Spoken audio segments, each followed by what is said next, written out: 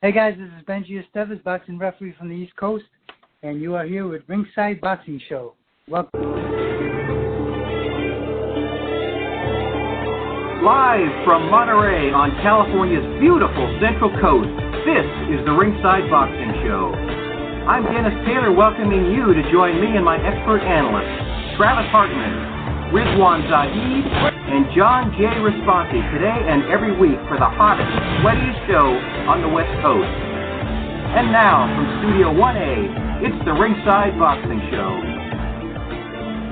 Welcome to the Ringside Boxing Show on the Grueling Truth Sports Network. I am Dennis Taylor, and we got an interesting show on the way for you guys today. During the second half of today's show, we're going to be catching up with Trisha Morrison, the widow of former heavyweight champion Tommy Morrison, who you might already know has spent about this past 6 years fighting a court battle to prove that the Nevada State Athletic Commission and Quest Laboratories wrongly determined that Tommy had the HIV virus way back in 1996, a diagnosis that effectively ended his professional boxing career and cost him millions of dollars. He had a signed contract with Don King to fight Mike Tyson at that time. A few months ago, Trisha actually took her battle all the way to the U.S. Supreme Court, which opted not to hear the case. And in early August, just a few weeks ago, she filed to have the case reopened in Nevada on the basis that lawyers for the Nevada Commission and Quest Laboratories have knowingly told multiple lies under oath during previous hearings. So if you think you know Tommy Morrison's story, what you're going to hear today may well change your mind. This is interesting stuff, and you're going to want to stay tuned for that. Our British correspondent, Paul McLaughlin, has a week off. We won't be hearing from him today, but we're going to unpack part of the week in boxing for you right now, as we do every week with our expert analyst. Travis Hartman is a professional boxer, trainer, and promoter from Osborne, Missouri, now living and training in Orlando, Florida. Rizwan Zahid, the boxing journalist from Toronto. John J. Responti is chief lead writer for MaxBoxing.com and DogHouseBoxing.com. And John and I are co-authors of Intimate Warfare, the true story of the Arturo Gatti and Mickey Ward boxing trilogy, an Amazon bestseller. Hey, Travis, congratulations. First of all, you went the distance with this guy, Mason Menard, last week, and sounds like you fought pretty well, huh? Yeah, man, I really gave him a run for his money. I had 10 days of training, 0 sparring. So it was pretty much all cardio. But you know what? I gave him a run for his money, and I think anybody that knows me knows that I have all the skill and technique, to compete with these guys, the top guys in the world. And that's exactly what I did. I know Mason and his team thought that they were going to get an easy knockout because it was short notice, but I think I surprised everybody there that night by fighting my butt off. I mean, I think if anybody watched that fight, and I'm sure the videos will be posted, they can see that I definitely better skilled than him. And that's not taking anything away from him. He's obviously a tough fighter, and he won. He did what he was supposed to do, and he won. But I can fight. And if one of these guys give me enough notice and I have a full training camp, I've said it to you guys and I've said it to the world, I'm going to beat one of these guys. However, time is ticking because I'm retiring at the end of the year. So maybe Mason will find it in his heart to give me a rematch by the end of the year, and I can prove to everybody what I've been saying all along is I can fight, and I have the skills to compete with the top guys in the world, if given the right amount of time to train and prepare. All right, good deal, man.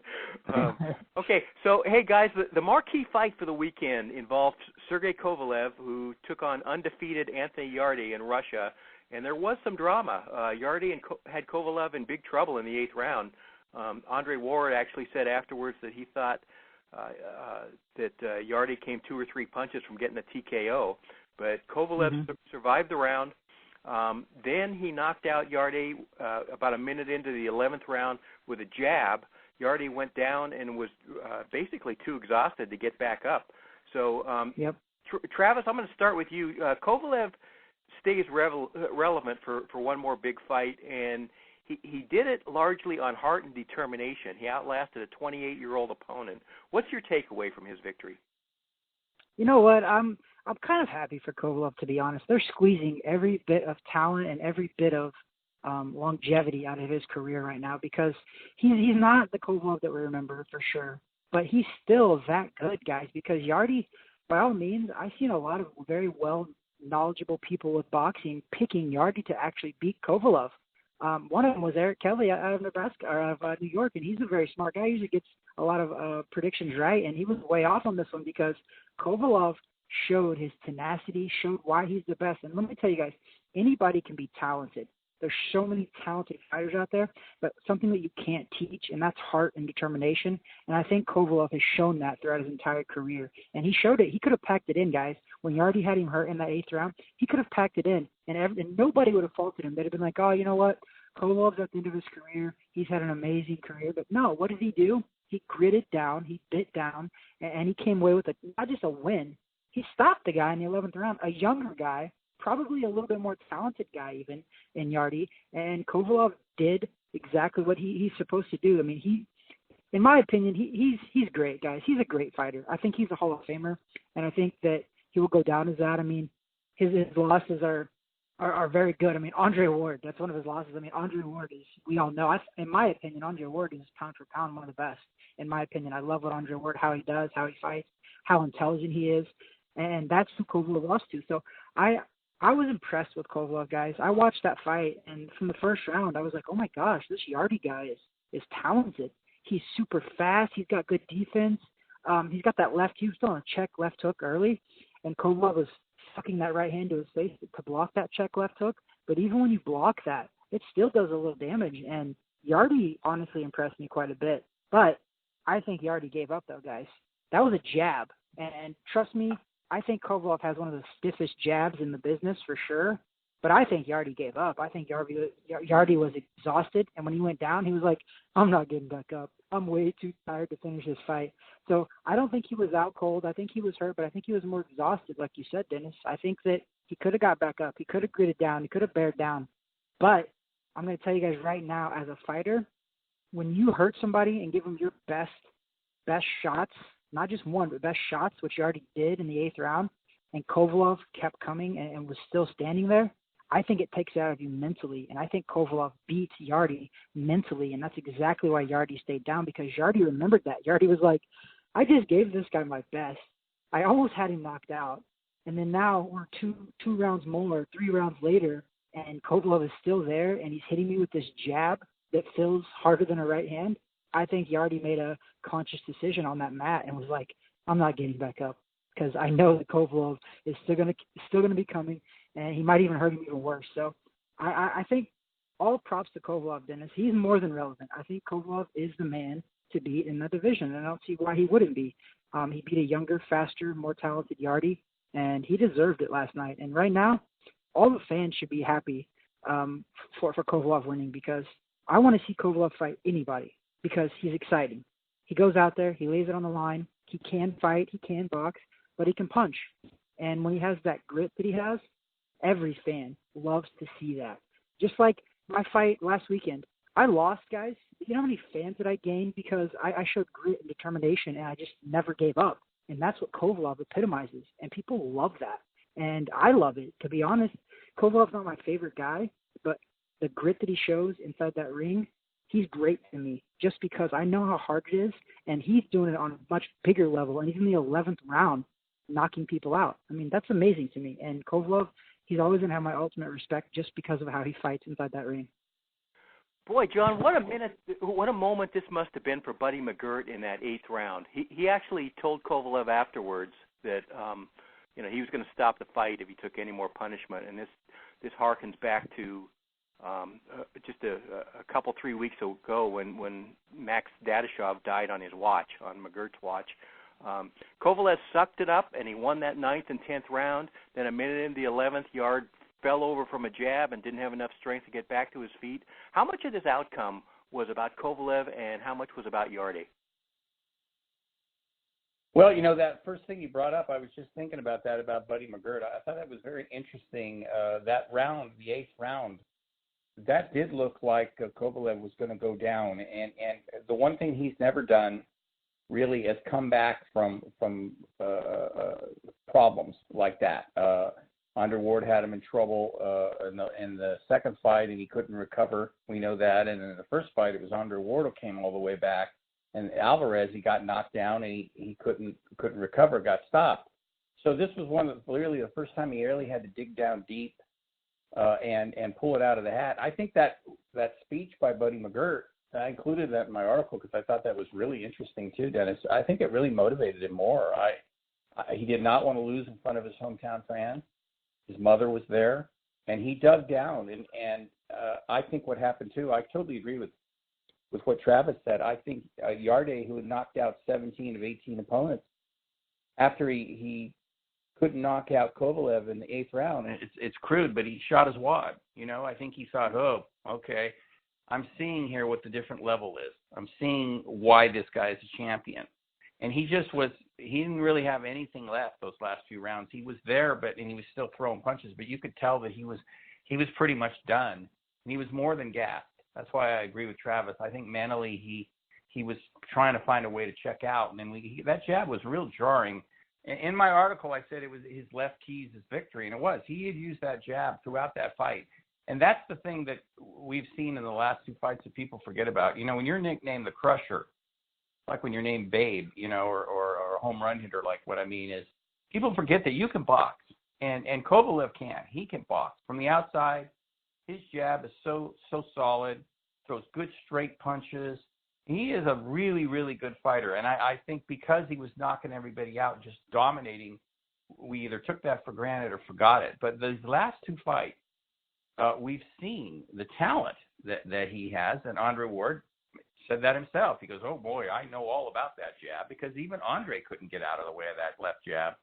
So he is an extremely good fighter. As for Yarde, I think he would have learned a lot from that. There was question about his stamina, because he's a big muscular guy like Joshua, and he had gotten tired in a few fights later. I don't think that it was that bad, though, because he had taken a pounding from Kovalev, so it was not just that his stamina was questionable. He had got hit with a lot of shots. So I don't know where you exactly go there. I don't think you really blame it on that. He just got beat. And perhaps he learns how to pace himself a little bit better, maybe cuts down on the muscle mass a little bit, perhaps, like Timothy Bradley suggested. But I don't think it's a devastating loss for him. He's got ability. He's quick, very athletic. He clocked, like I said, Andre's not wrong. I thought in the 8th round that another 1 or 2 punches and Kovalev was going down. It looked like that. He looked wobbly. He looked his senses were a little shook up. So if I'm Yarde's team, I'm pulled my head up. But I want to ask Travis something that they were talking about yesterday, and I'm sure Travis heard this. Travis, you heard that Yarde did not spar at all. Yeah. For that. Now, I just heard you say you didn't spar but you only had 10 days to get ready for your fight. Now, They had 6 to get ready. Isn't that odd that he did not spar at all before he fought Kovalev? Yeah, it is very odd. But you know what? It also made me start to think, guys. I've said this for a long time, that I don't think it's the actual fights that do damage to fighters and shorten their careers. I think it's the massive amount of sparring that fighters do, because I've seen some wars inside gyms that were better than fights. Yeah. And I've seen a lot of guys go through that. It did shock me a little bit at that level. I don't think guys at that level should spar a lot, but I do think they should spar some. I mean, that was very shocking to me. And I think you saw that, because I think sparring and good sparring, it sharpens you up for sure, but it also gets you ready for those moments late in a fight when you need that extra stamina. That's the training that you can't teach. The training that you can't teach is those 10th, 11th, and 12th rounds in a boxing match, in a world championship type of fight. And I think we saw that in Yarde, and that's why that ultimately, I don't think he gave up for sure. I think that Kovalev beat on him quite a bit for 11 rounds, even though the 8th round was really bad for Kovalev. But I think that it was a long, sustained amount of punishment, and I don't think he had really been to that level yet. That's the championship rounds. They say 11th and 12th are the championship rounds. So I do think the non-sparring definitely affected him. It did. I mean, sparring is hard, guys, and that's why a lot of people don't do it, is because it's hard. And it is. It's hard on guys. It's hard on fighters, because it's hard, one, to get up to that level in just a sparring match. It's hard to kind of make that real live fight mentality when you're sparring. But the guys who can do that are the greats, and that's why, I mean, how many guys, honestly, in the history of the sport have we found that never sparred? There's 0 greats. There is 0 greats that never spar. And there's something to be said about that. So I appreciate anybody that's tries to think outside the box and tries to do something new. I do appreciate the level of effort and what they're trying to do, but I just think history and stats will tell you that 100% that's a recipe for disaster. And when you get to this level, what you try to do is you try to minimize the low percentage type of things, and that's why you train your butt off to increase the percentage of you winning. So you do certain things better to increase that percentage. And when you don't spar, I mean, that just your percentage, losing a percentage of getting through a tough fight, it just goes way up. And I think we saw that. And I think Yarde is still a phenomenal talent. And I'm going to go ahead and guess that they probably start sparring again, maybe not as much. And I'm okay with cutting the sparring down. But I think it's impossible to not spar and win a championship-level fight against a great like Kovalev. I just think it's impossible. And I think that they started that fight in the hole already. They were already in the hole before that fight even started because of the lack of sparring. You've only got about 5 minutes left with us, so let me shoot you this one, too. It's another good one for you. Fighters lose a little bit of themselves with every tough fight. You know, nobody knows more than a pro fighter about that. And this, for Kovalev, this was his 16th straight world title fight. And he thinks he's got 4 or 5 fights left. It didn't look that way to me in round 8. Is Canelo a bridge too far for him at this point? You know, it's crazy that I'm going to say this, but yes, I think it is. Even though Canelo is so much smaller than Kovalev, but I agree with you, Dennis. I do think that fighters are a piece of them every single war that they're in, and I think Kovalev has been in a lot. And I mean, the guys. That's something that I couldn't speak upon is 16 world title defenses or world title fights that he's not defenses because he's lost, but world title fights that he's been in. That's impressive, Dennis. That's something that not very many people in the world. We're talking about 0.0001% of professional athletes can do something like that. So you're right. I think it has taken a lot out of him, and I think it's impossible. No matter how well trained he is, no matter how well anything he is, there's pieces of him that are gone and that will never come back.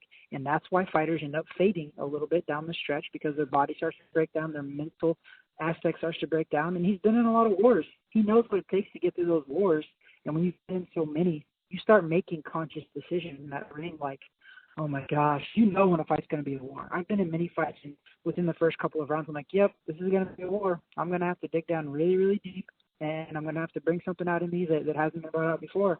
And there comes a time in every person where they make that decision. And I'm telling you right now that Kovalev is there. He doesn't have 5 world championship level fights left in him. In my opinion, he's got a couple. Will he be able to compete for about 5 more fights? Probably. But at the level that he wants to be, he's got 1 or 2. And that's my honest opinion. I want him to fight more for sure, but I think he's got 1 or 2. Because 1 or 2 fights for him, that's about a year's time. So you're adding another year onto his already long historic career. He doesn't have 5 fights. Now, in my opinion, he doesn't. So I think he's got 1 or 2, if that, to be honest. And it depends on those fights. If he fights a really brawler or even somebody like Canelo, Canelo's just going to be too fast, too quick, and too young. So that's not going to be a war, in my opinion. That's just going to be an old guy with older legs trying to chase around a young guy who's got phenomenal boxing skill, and that's Canelo. So I don't think that's going to be a war. I don't think that should be a fight that Kovalev wants, to be completely honest. He wants it because it's a lot of money, and we all know that. Yep. Of course he wants to fight Canelo. That would probably be by far the biggest payday Kovalev gets is fighting a Canelo, which is, a couple weight classes away. But I see what they're doing. It's very smart business move because he's going to make millions on millions if he fights Canelo. So go for it. Like, who cares? Like, he's at the end of his career. Kovalev's legacy, in my opinion, is not going to be defined by his next fight.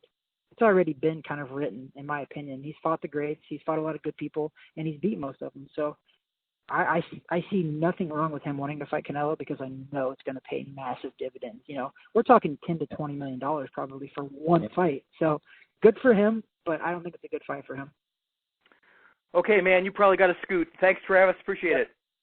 Thanks a lot, guys. Thank you, Travis.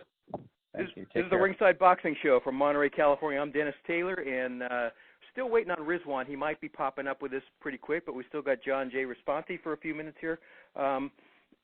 John, we're going to see Vasily Lomachenko back in the ring at the O2 Arena in London, where he'll be the visiting team against Luke Campbell. There's going to be 3 lightweight belts on the line that night.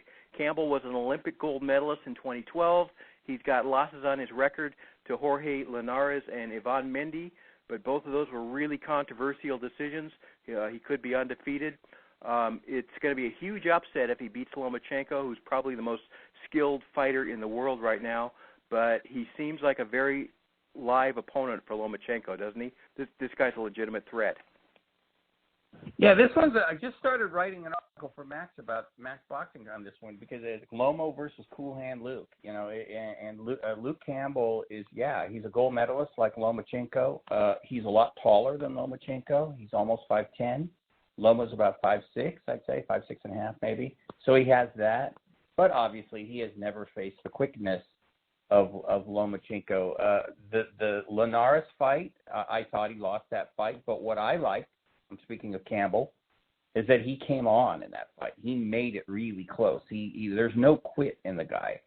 So you have no doubt that he is going to give this fight. He's 31 years old, so he knows that it's not near the end, but if he's going to do something shocking, he's got to do it now. You know he's going to give it everything he's got and some against Lomachenko, who's right there with Terrence Crawford, best fighter in the world. I think pound for pound, maybe he is the best according to a lot of people, but right there near the top. I think he's not. I wouldn't call him necessarily a live underdog, but I think he has a chance, Dennis. I do. It's just that on paper you think like, I'm sure Campbell's thinking, look, I'm taller than him. I'm pretty fast myself. I can punch a little bit.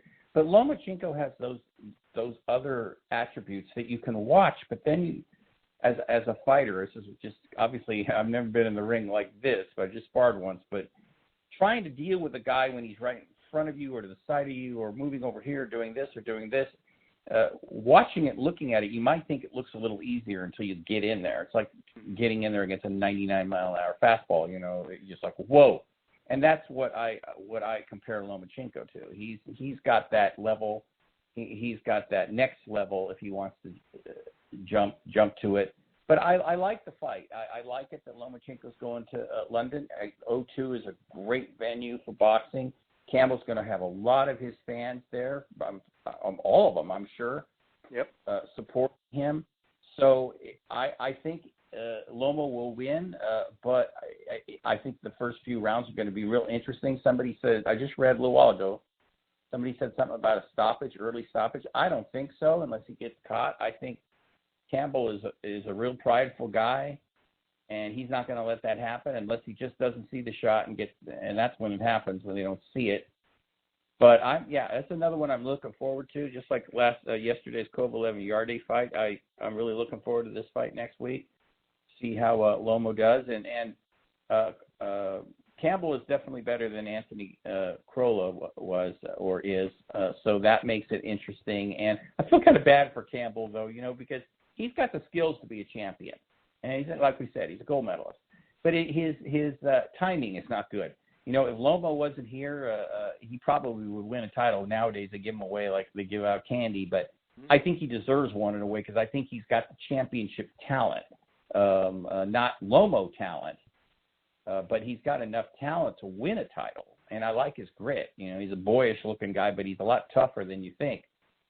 So he's going to give it his all. And like Yarde, a little comparison to Yarde, what I liked about him too, Dennis, was that he went for it in the 8th round. He was losing. He was losing the fight, like Travis was saying too. But he went for it. So at least he can sit there and say, you know, like right now, well, I lost, but I tried my hardest. I tried to knock him out. I didn't do it.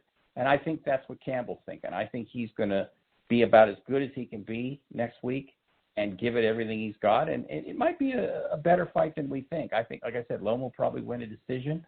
But if Lomo has kind of an off day and Campbell has a really good day, you don't know. So that's what always makes boxing so fascinating, is we're never as smart as we think we are. You know, the co-feature on this one is Huey Fury against Alexander Povetkin. They're trying to sell Huey as a top-tier heavyweight, and I've never bought into that. I haven't seen any evidence of that. I mean, he lost to Joseph Parker, who's, you know, I think strictly second tier. Povetkin, though, is long in the tooth. Talented guy, unbelievable amateur, big puncher. Who wins this one at this point? Well, probably Fury because he can box well, but I agree with you. He's certainly mostly because of his I think he's Tyson Fury's. He's cousin, or is he cousin? Yeah, his brother. I didn't want to say that incorrectly. Yeah, he's his cousin. Obviously, that's the connection. His last name is a big seller. Obviously, I've watched him fight 2 or 3 times. I haven't been very impressed, Dennis. He doesn't punch very hard. He does box. Those Furies, they got good legs, good technique. But Povetkin is 39 years old, I believe, and David Price almost stopped him a few years ago, and he gave Joshua some problems. So I think it's going to be a close one, but I would think that Fury probably will win a decision. But again, you're right. This is an intriguing one. Povetkin can punch still. I don't think Fury's ever been down in his career. Maybe once, I believe, if I remember correctly. But he doesn't hit hard enough. So you can see Povetkin probably just walking through him. But again, Povetkin's another guy like we were talking about Kovalev. He's been in a lot of fights, a lot of wars. You just don't know, again, what he's gonna bring. He's got to know this, though. He's got to know that if he loses, that's pretty much his career. So he should be giving it his all, and Fury wants to move up. So it's an intriguing one, and Fury will have his hometown crowd. So like I said, I think he probably will win a very close decision. Povetkin probably have to knock him out. So that's a toss-up fight, no doubt about it. Okay, last one for you. This kind of intrigued me this week, too. Andy Ruiz's trainer said Wednesday that his fighter's not in great shape. He said he's got time to get there before he fights his rematch with Anthony Joshua, which is still 3 months away, December 7th. So I'm not sure whether I should be bugged by this or not. But, man, John, you know this as well as anybody. Boxing's boneyard is full of fighters who came out of nowhere to pull off a big upset, and then they celebrated too hard and turned out to be a flash in the pan. Boxing's rife with this. This might be a hint to me that Ruiz feels he won as a fat guy last time, and he doesn't really need to change much or work very, very hard to do it again. Joshua, on the other hand, is probably going to have the training camp of his life to redeem himself. He's embarrassed. Do you think this is any kind of warning light about Andy Ruiz Jr.? Well, it could be. I just something sort of comparable, but not really. But it's a reach. But I just thought of it because of you're talking about the motivation. And remember when Leon Spinks beat Muhammad Ali the first time, and then they had the rematch, and Leon basically didn't train at all. If you remember, he just trained at the bar. And Muhammad Ali was totally motivated for the rematch. He wanted to prove that it was a fluke, blah, blah, blah, and he won. So that is possible. I think you're right about Joshua, though. He was embarrassed. He's been pretty nasty in interviews, something he's not done before. He's calling out Lennox Lewis. He's saying it was a lucky punch that got him, which is not true. That's kind of scary, though, because you don't want to be delusional. You want to realize, look, I got beat. I got to fix these flaws in myself.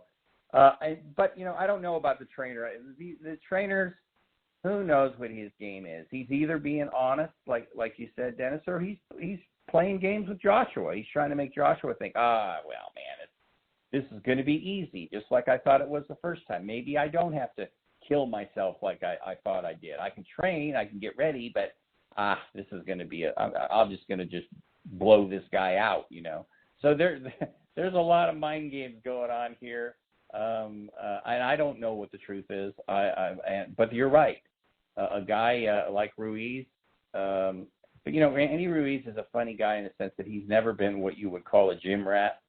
So I don't know. He's got time, but I think your point is a good one. And mentally, if he feels like, if in the back of his mind he feels like, look, I accomplished what I wanted to, then he's not going to be nearly as sharp as he was for the first fight, and it's going to be Joshua, who wasn't sharp for the first time, who will be sharp.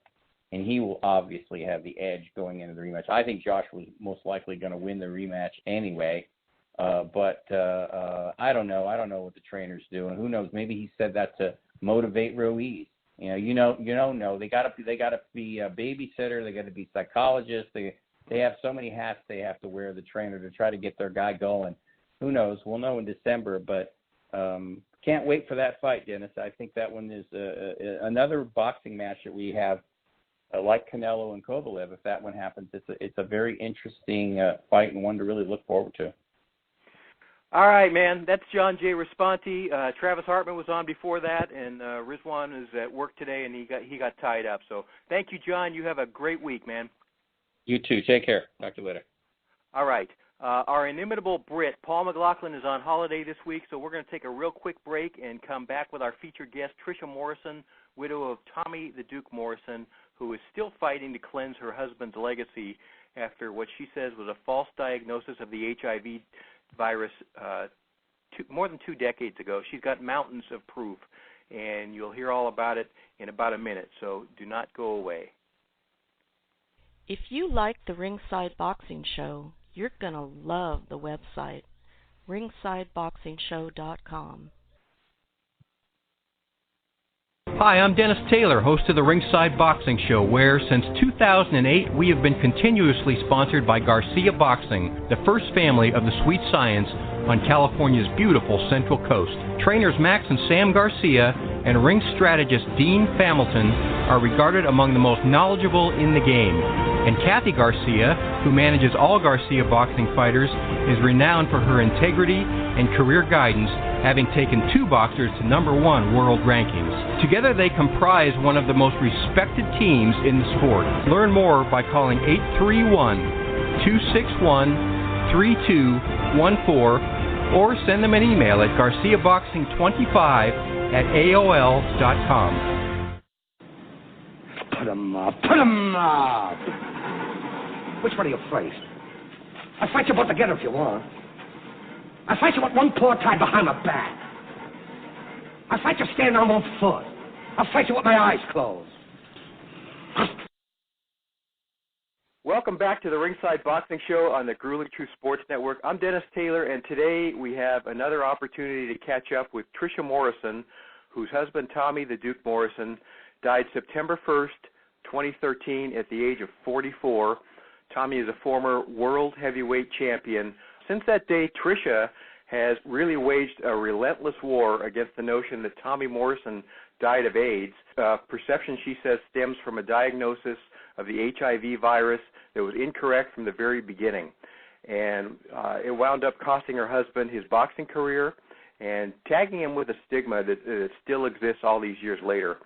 She spent a great deal of her time and money and energy in courtrooms since 2013, and on August 5th, she filed to reopen Tommy's case based on allegations that defense lawyers for Quest Diagnostics, the Nevada State Athletic Commission, Dr. Margaret Goodman from that commission, Mark Ratner from that commission, and John Hyatt, they lied to justices and judges during the previous hearings, and therefore they have committed fraud against the court, and that's the basis for reopening the case.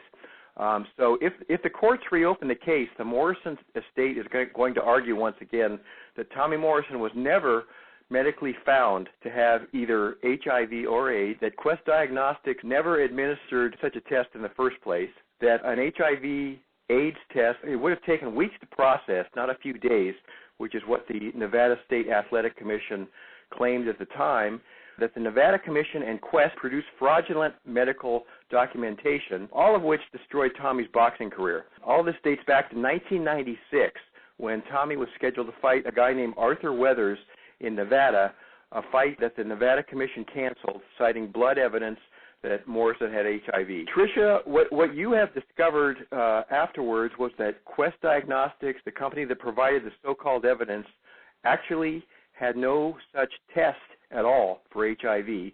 The New York Times subsequently conducted its own tests on Tommy, and those tests came out negative, meaning Tommy never had the HIV virus. So welcome back to the Ringside Boxing Show. Feel free to correct anything that I said that wasn't quite accurate or needs clarification. But first of all, how are you? Hi, Dennis. Thanks so much.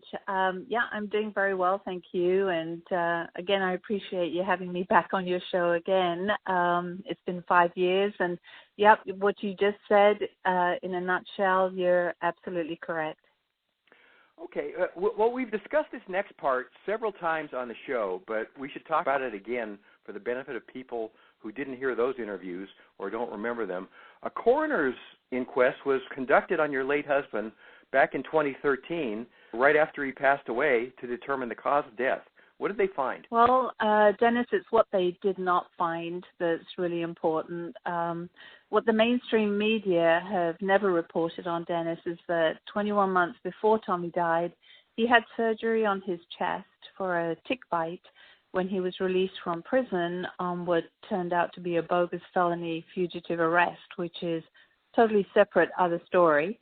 The surgeon in Tennessee left 12 foot of tightly packed surgical gauze in Tommy's chest for 1 week to rot undocumented. And that was in December 2011. When it finally was discovered by the home health nurse, she slowly pulled it out, and then that night Tommy's leg gave way. He fell through a wall head on, fell on his neck, and landed on the ground. That was Tommy's downfall at the beginning of 21 months of hell, in and out of septic shock and wound care for his chest. So during those 21 months, his blood was drawn and sent to the renowned Boston, Massachusetts General Hospital, which the defendants are claiming is part of a denialist group, which is not true, to their pathology department, and they found no virus in his blood. So Tommy began to improve, and his chest wound was beginning to heal slowly but surely. So we were sent to Nebraska, to one of the very best rehab hospitals in the nation. That's where they actually found out that during his fall, his voice box was half paralyzed. So over the next 14 months, I made the hospitals in Nebraska test Tommy for every possible AIDS disorder, now that he had been cleared of any retrovirus, which is actually the scientific term for HIV. And Nebraska found no AIDS disorders or diseases in Tommy. They didn't even have to treat him for any AIDS or HIV because they found nothing. He kept on coming back negative for all those tests. So what Nebraska did find was that he had autoimmune disorders such as Addison's and rheumatoid arthritis, and such autoimmune disorders have been scientifically known to cause reactions on the tests that Quest Diagnostics perform. Yet Quest never disclosed that. They never disclosed that at all throughout Tommy's life. During the Nebraska stay, Tommy was overdosed on iron, overdosed on potassium, had a bag of IV nutrition that was hung for 3 days without any electrolytes in it until they found out that they'd hung the wrong bag. It didn't belong to Tommy. Each one of those issues, Dennis, just caused Tommy to be in and out of ICU. He was on and off respirators 5 times, each time getting himself off. So he really fought it. Tommy continued to fight that septic shock and sepsis from the gauze that had poisoned his blood. And this is what the media are not telling people. He was given 2 medications that reacted with each other and started to cause seizures.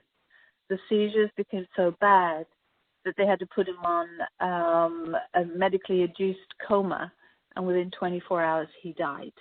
So when he died, they asked if I wanted an autopsy, and I said yes. I want a blood autopsy because you've done all the testing on every other part of his body for AIDS and nothing has come up. So I want you to find out for sure that he had no HIV virus, and that if he did, I want photo images of it. So they agreed, Dennis. They took Tommy's blood and they did a proper test order, which is called a test requisition, and it was written and the blood was examined by one of the best pathologists in the country, having over 30 years of experience in HIV, AIDS, and Ebola. In fact, he told me, Dennis, if anyone can find the virus in him, I can. So September 17th, 2013, over 2 weeks after Tommy had died, the call came to me. The infectious disease doctor said, and I will never forget it, Mrs. Morrison, and I go, yes. This is Dr. Smith, and I go, hello, Dr. Smith. And he kept on stuttering. It came back negative. Mr. Morrison did not have the virus HIV. And so I went, I know. And I thanked him and asked him to send me the pathology report, the post-mortem report, and the photo images of Tommy's blood. So the post-mortem report, Dennis, results arrived September 24th, 2013. But by then, as you know, the media had gone wild. And rather than listen to the experts in the field of virology with scientific proof, they decided to use Tommy's mother's words instead, and that really caused confusion. The media also reiterated because Tommy was diagnosed with HIV in Vegas in 1996, he died of AIDS in 2013. This lawsuit has proven that Tommy was now never diagnosed with HIV in 96 in Vegas by defendants by their own admission. Dennis, in short, that's my answer. As you just alluded to, this HIV/AIDS story took on a life of its own from the very beginning, in part because Tommy originally took the Nevada Commission at its word way back in '96. People remember that Tommy Morrison himself held a very emotional press conference after that Arthur Weathers fight was canceled to announce that they had found HIV in his blood, and he was very upset at that press conference. Why did he give that press conference, and at what point did he start to second guess what he had been told? Right, yeah, and yes, I mean, everybody points that out, and they have pointed that out over the years. And if you actually listen to the words that he is actually saying in that press conference, he said that it's been confirmed that he's tested positive for the virus, right? Those were his exact words. All right, so yes, he was told in Vegas he was going to die by the time he got to his car in 1996, and that he had failed his HIV test and to basically get his house in order. In other words, prepare to die. His press conference script was very well written for him. Tommy did not write that. He said what was on there. He had just turned 27 years old. He had been given a death sentence in Vegas, and he was in complete shock. So Tommy never saw any results from Vegas in 1996, nor did he see or was given any results for any testing after he left Vegas and made that announcement. There are no results in court records for any testing done in Tulsa prior to that press conference. No explanation of the testing used, no test manufacturers' names, nothing.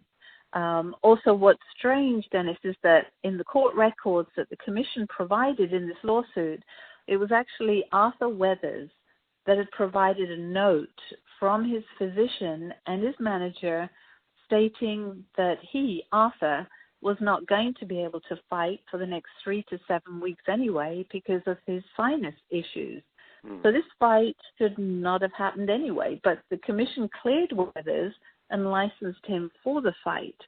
And, you know, Tommy would say, how can I be told I am so sick when I feel so good?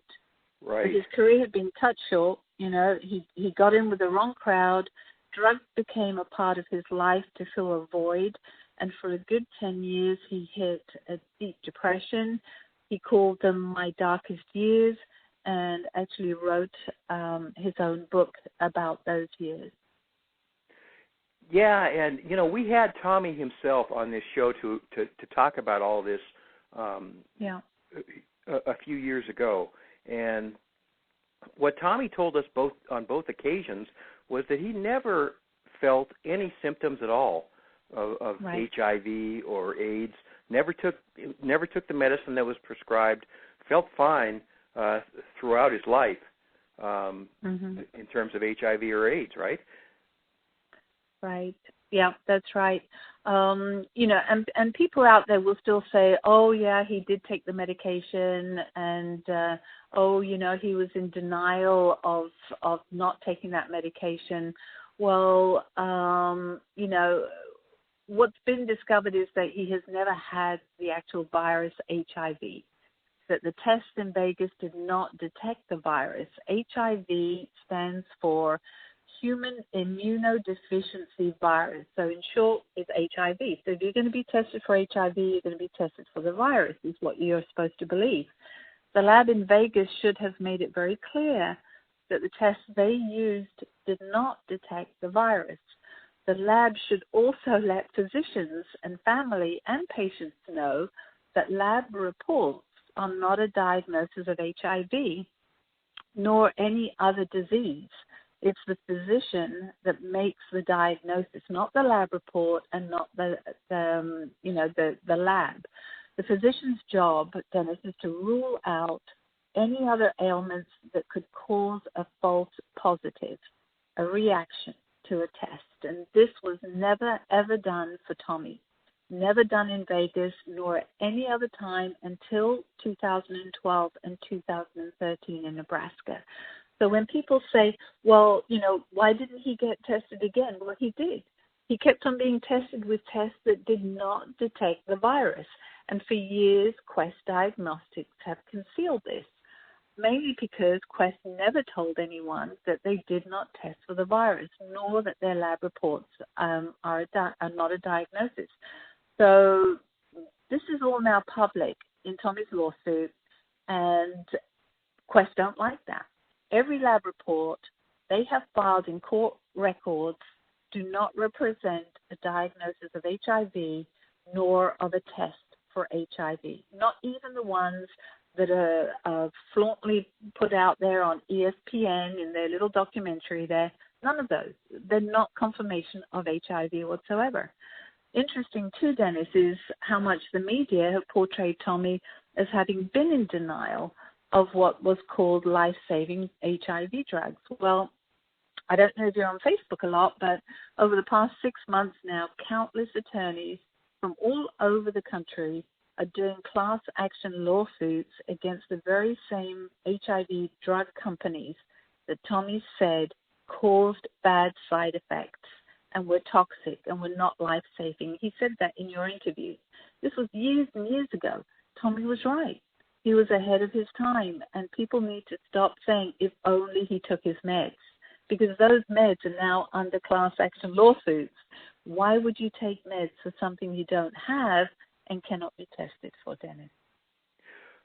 Also, the New York Times tried to get to the bottom of this back in 2007, right? They commissioned a test of their own by an independent tester who also found no trace of the HIV virus. If Tommy's blood tested clean in 2007, and I think there were 3 tests actually that came out clean on him that year, does that mean that he couldn't possibly have ever had the HIV virus way back in '96? Yeah, correct. Because as science dictates, as far as HIV goes, they're saying, well, you can't have the virus and get cured. Although, you're hearing now of people being cured, but, if you still ask the experts, that most likely in 1996 was never the virus. Okay, so these are arguments that you've made in court before. You've been in court almost relentlessly for 6 years. Why didn't they work? Well, the arguments did work, and they still stand. But the defense counsels, what they did was they painted a different picture to the judges than what really was the actual law and science in 1996. And this has now come to light, and the actual law and the science is now in front of the judges again, but also under a different picture. The judge has to apply the 1996 law that was in place and not the law that the defense counsels have been using all throughout this lawsuit.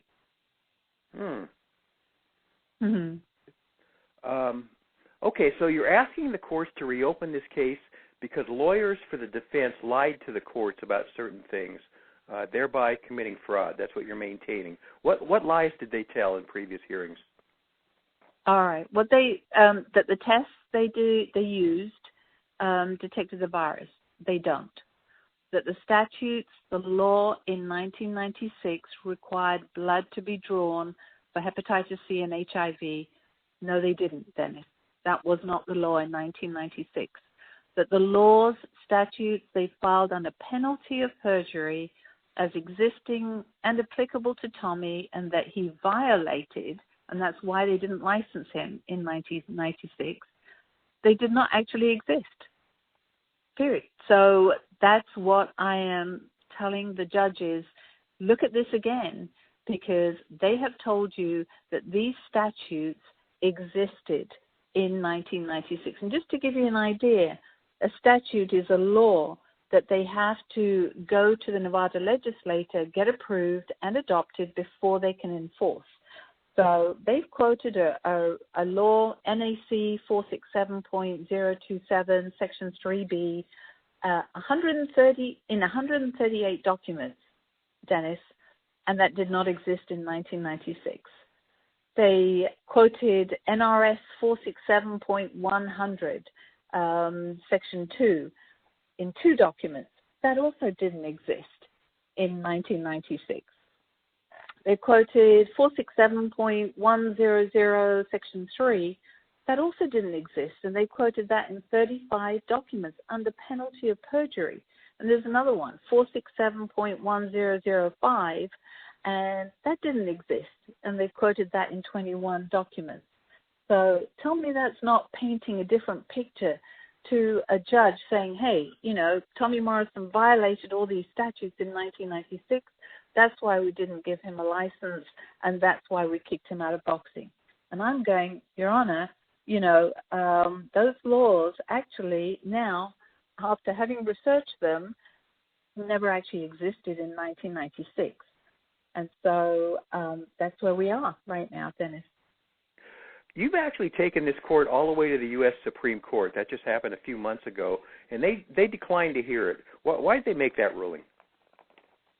Yeah, U.S. Supreme Court is a tough place. This case actually went from the Nevada court, federal court, to the Ninth Circuit Court of Appeals in San Francisco. It then went from San Francisco to the United States Supreme Court in Washington, D.C. And every year, high-powered attorneys that are actually admitted into the U.S. Supreme Court are allowed to file in the U.S. Supreme Court. So you don't get many of us people that are pro se that do it without an attorney. But as many as 16,000 cases are filed each year, and Tommy's was one of them, right?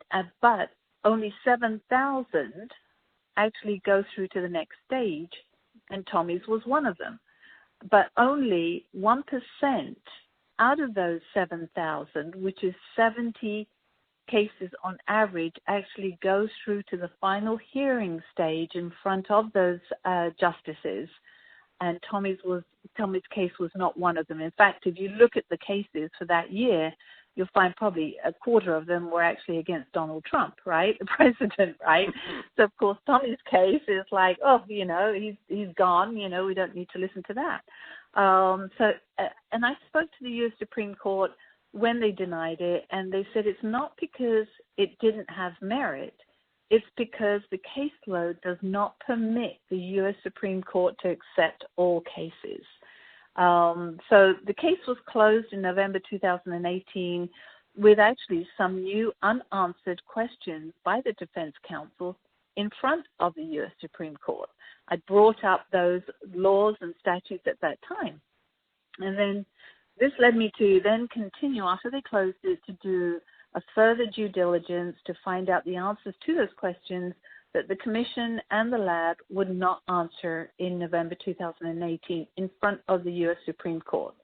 So this then required me to start digging into the Nevada legislature and researching the Administrative Procedures Act.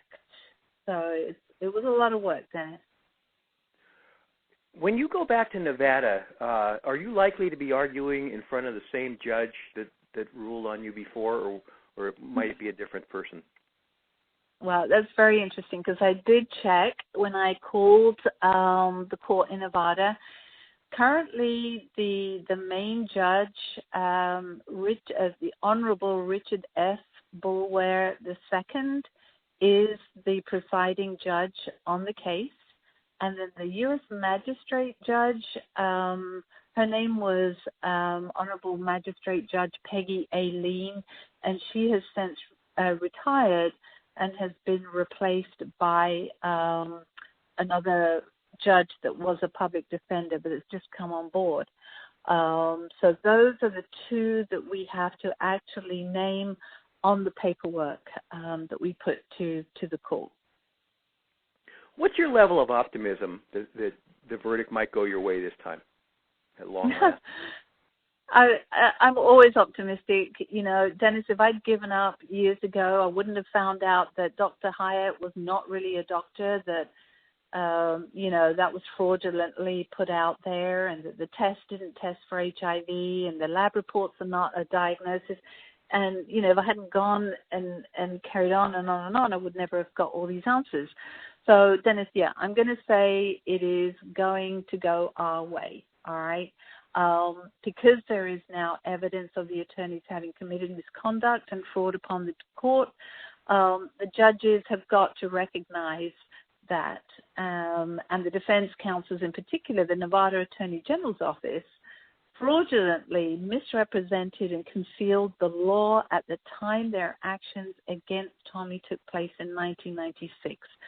And, when you look at the Nevada Constitution, which I've also had to research, it does not allow for any laws to be imposed retroactively. So it means that you cannot quote a 2014 law in a 1996 case. But that's what they did. And that's what I discovered in 2019, in this year. Also, the Administrative Procedures Act, which they must follow, does not allow a rule to be enforced unless it has actually been adopted by the legislators. So basically, the commission cannot make up stuff without approval. And defendants and their attorneys knew this because they're the ones that have to abide by the law. They're the ones that make the law. So just to give you an idea, in one of the papers that they filed, the Attorney General himself says, citing the 2014 version of the NAC and NRS instead of the 1996 version was an inadvertent oversight that resulted in harmless error.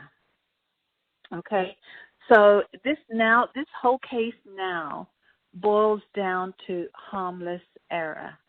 Okay. Wow, what a phrase. Yeah.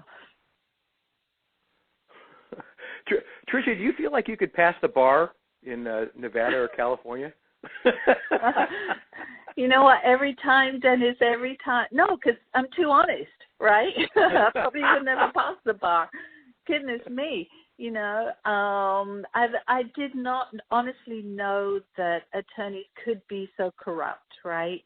And could lie in front of a judge under oath. I cannot wait to see the judge's face. I really hope he calls us all into court.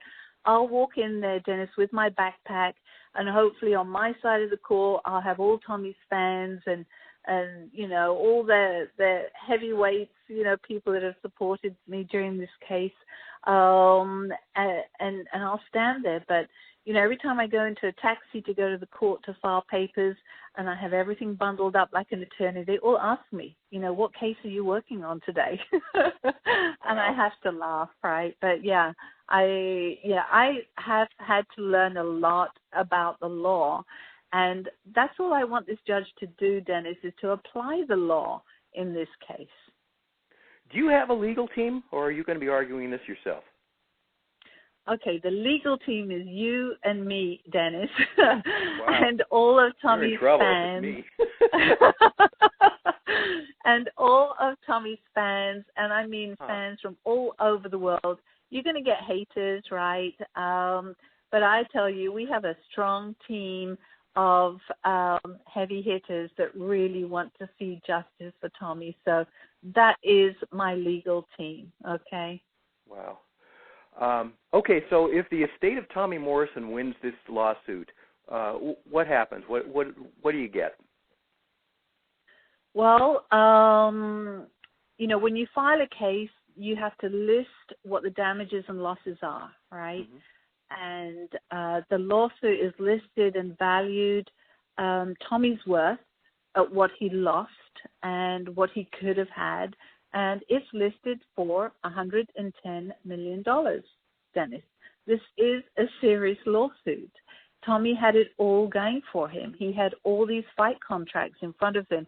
Everybody keeps mentioning, you know, the Tyson Morrison fight, you know, and then they all go, oh, you know, Tyson would have won anyway. Well, why keep mentioning it then if it's not that important, if he was going to win? You know, nobody knows what would have happened. So, you know, Tommy had quite a bit lined up, multi-million, plus his acting career, plus everything else, you know, memorabilia. You know, there's a lot that, you know, maybe he could have even had his own marijuana ranch, right, out there in Vegas next to Tyson.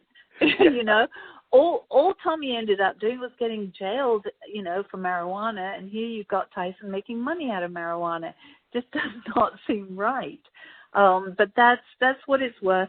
That's why the attorney generals are on this case. That's why a heavy honcho attorney for Quest Diagnostics is on this case, because it's worth millions and millions to them. And I mean, a lot of this, all of it's come out of your pocket so far, but the proceeds are going to his sons, right? If you win this case.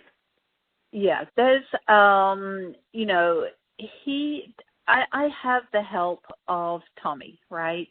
And he told me exactly where he would want money to go to.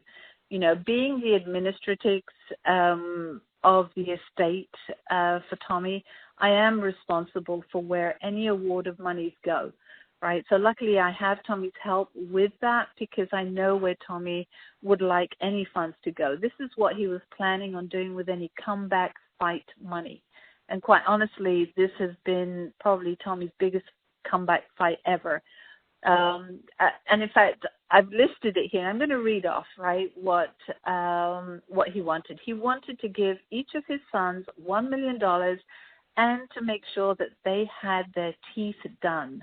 That was important, right? He hated his own teeth, and he wanted to make sure each of his children's teeth looked great. He wanted to buy his mother a house because she had always lived in trailers and rented.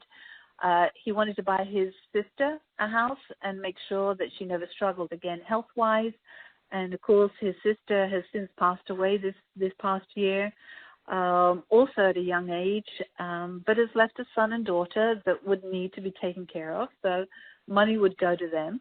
He wanted to pay off his first wife's credit cards. He always said to me, do I have a problem with that? I said, absolutely not. He said, I just want to pay off all her credit cards. He said, I wanted to pay off Kenzie's mother's credit cards, make sure that she had a safe place to live, because he said she was a great mother to his son, which she has been, absolutely fantastic. He wanted to pay off his son Trey's mother's credit cards too. You know, he's very specific what he wanted to do with his money. He wanted to donate to Special Olympics, which he had done before. That was one of his favorite charities. He wanted to set up another TCB gym, and for kids and for people with special needs. That was really, really important for him. Another thing was he wanted to live in a house on an island so that people wouldn't just show up unannounced. He was always very upset about that, that they would have to make contact with him first before that they could come to his house. Obviously, that's not going to happen. He wanted to set up a lab, Dennis, so that anyone that thought that they had HIV could come and get tested for everything to rule out HIV, and they would get the testing for free. He wanted that so badly.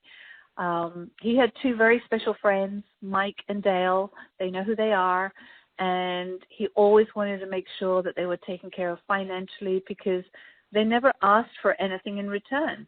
And also to his friend in Jay, Oklahoma, that bailed him out of jail this last time, $5,000 right there goes to that guy.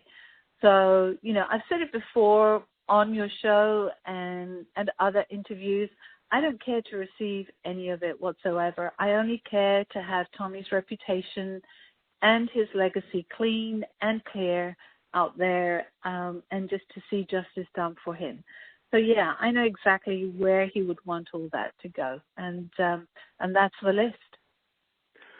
Okay, so Trisha, what happens next? You're actually waiting right now to see if the courts determine whether defense lawyers made fraudulent statements during their previous hearings and whether those statements warrant reopening your case. Is that where it stands? Yes, that's correct. Yeah. All Any clue about the timetable? Yeah. No, all the appropriate documents have been filed by me. It's called a motion to reopen the case based upon fraud upon the court committed by the defense attorneys. I actually flew to Vegas and filed them at the courthouse on August 5th. You know, they're always very good to deal with at the courthouse. They know me. Security knows me. They always talk about the Tyson. Yeah, they always talk about the Tyson Morrison fight every time I go in and out of there, and the taxi drivers do too. The defense attorneys have then also filed their responses on August 19th. The Attorney General actually misfiled theirs and had to refile it again yesterday. Now citing harmless error, Dennis, again, harmless error. I couldn't believe it. That's what they're filing back with. So I filed my replies, which got filed on August 23rd. So everything is now in front of the judges. I do not know how long it will take. Maybe a day, a week, I don't know. I don't know if the judge will make a decision without meeting with all of us in court, or whether he will schedule a time for us all to attend court and do it that way and speak under oath. That is what I would like, is to actually go to court, stand there in front of the judge, and also watch them standing in front of the judge and have him asking the same questions as what I have put on those documents. So I don't know, Dennis. I don't know how long it's going to take. Okay, well, speaking of Nevada's Attorney General, this is interesting. An interesting development on just Friday, this past Friday in Las Vegas. Yeah.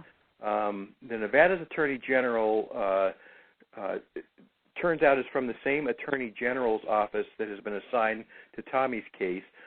A man was released from prison after 33 years on death row because of, quote, disturbing prosecutorial misconduct, unquote. Is this anything your legal team might be able to use? And by your legal team, I guess we're talking about you. Yeah, or rather, talking about the judge. I mean, he has to be on my legal team too. Yeah, how about that? You know, someone had posted on Facebook about a guy that had been on death row for 33 years and was released this past week. So, again, it shows that, you know, there are people out there that don't give up on people, right? This happened in Vegas as well.